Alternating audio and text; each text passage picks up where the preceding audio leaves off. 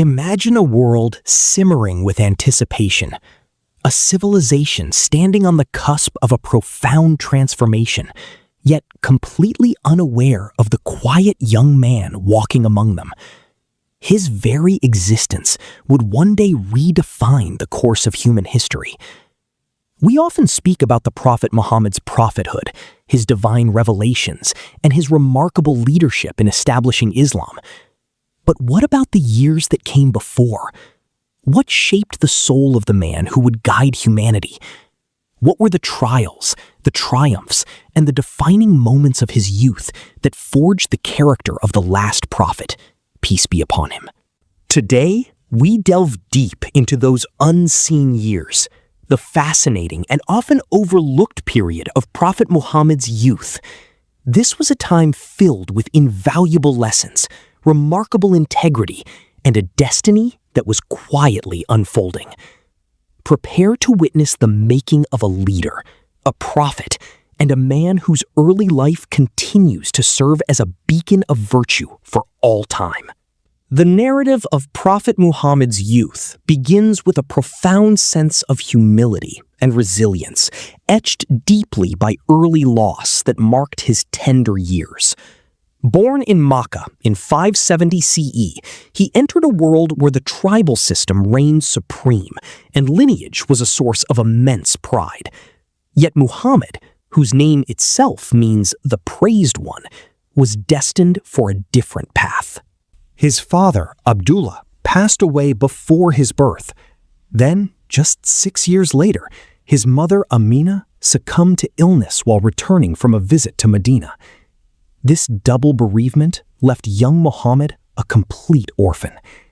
In a society where family and tribal protection were everything, such loss could easily have led to despair or vulnerability.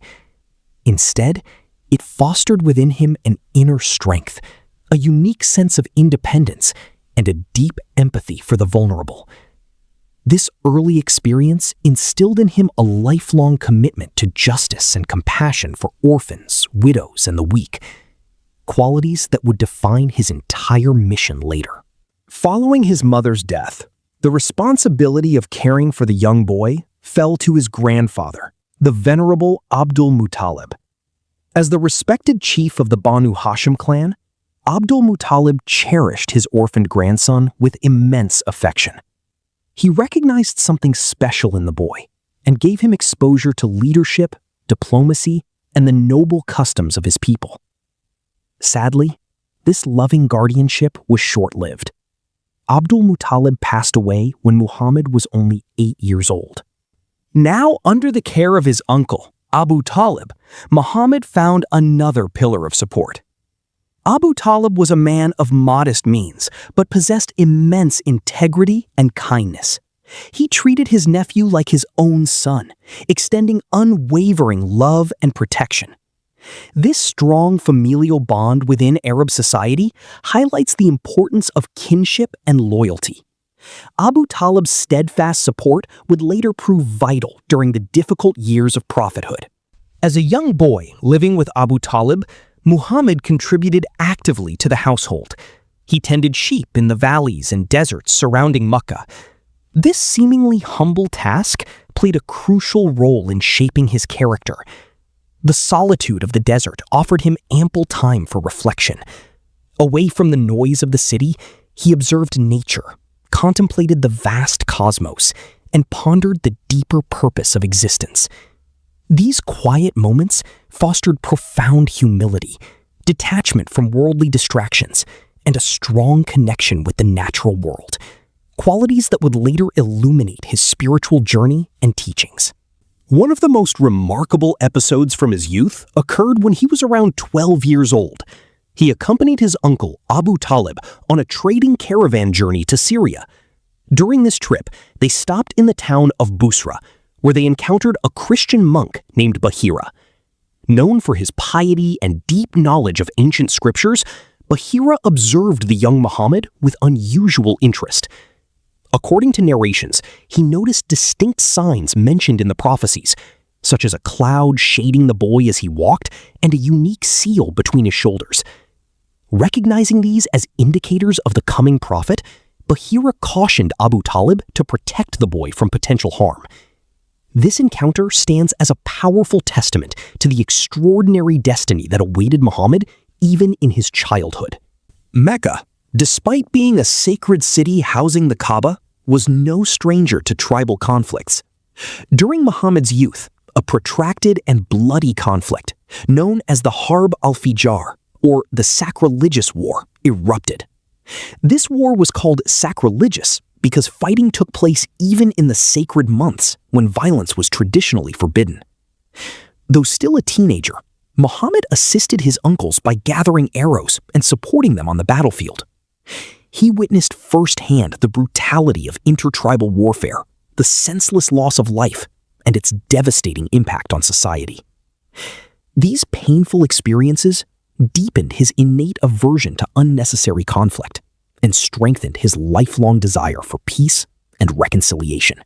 After the Fijar War ended, the wise leaders of Mecca, including Abu Talib, recognized the urgent need for order and justice. They formed a noble pact known as Hilf al-Fudul, the Alliance of the Virtuous.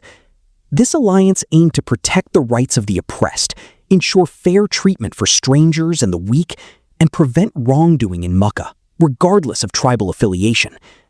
Young Muhammad, though still in his early 20s, was present at its formation and enthusiastically endorsed it. Years later, even after receiving prophethood, he would recall this covenant fondly and say that he would still support such a pact for justice if called upon. This early commitment demonstrated his strong sense of fairness and his willingness to work actively for the betterment of society long before divine revelation. One of the most enduring titles given to Prophet Muhammad during his youth was Al-Amin, meaning the trustworthy or the truthful.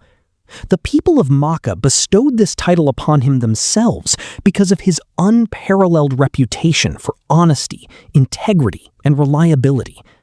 People entrusted him with their most valuable possessions without hesitation. In disputes, he was frequently sought as an impartial arbiter due to his unbiased judgment and wisdom. Even those who later opposed his message could not deny his impeccable character. This title, Al-Amin, became the foundation of the trust he would later need when delivering the message of Islam. As Muhammad grew into a mature young man, his reputation for trustworthiness and excellent conduct reached the ears of Khadija bint Khuwailid, a wealthy, respected, and noble businesswoman of Mecca.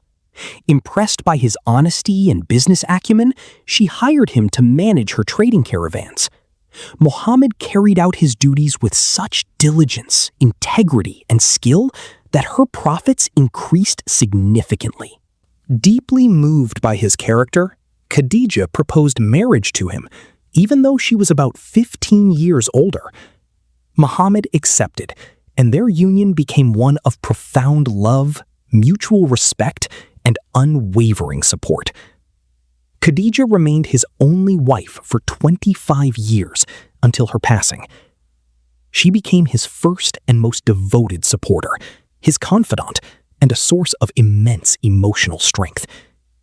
Her belief in him during the most difficult early days of revelation provided the stability he needed to focus on his spiritual mission. Even before prophethood, Muhammad showed a deep spiritual inclination. He would often retreat to the cave of Hira, located on Jabal an-Nur, the mountain of light, outside Makkah. There, he spent hours, sometimes entire days and nights, in meditation, reflection, and spiritual purification, a practice known as tahanuth. He contemplated the state of his society, the injustices around him, and sought a deeper truth beyond the idolatry prevalent in Makkah. These solitary retreats were a crucial period of preparation. They allowed him to disconnect from worldly clamor, refine his soul, sharpen his intellect, and open his heart to the monumental spiritual experiences that lay ahead. The youth of Prophet Muhammad was not merely a prelude to his prophethood. It was a crucible, in which his virtues were forged through struggle, reflection, and unwavering adherence to noble principles.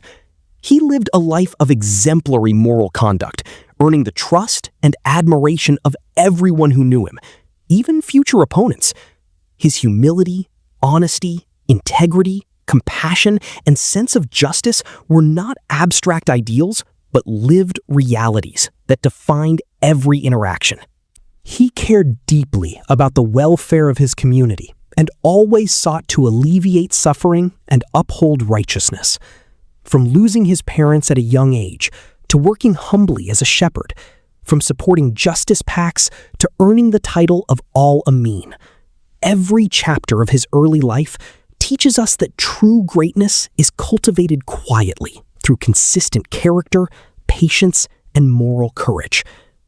These unseen years remind us that the foundations of great leadership are built in integrity, empathy, and commitment to truth, long before any public recognition or grand mission. By studying this period, we gain not just historical knowledge, but timeless guidance for our own lives.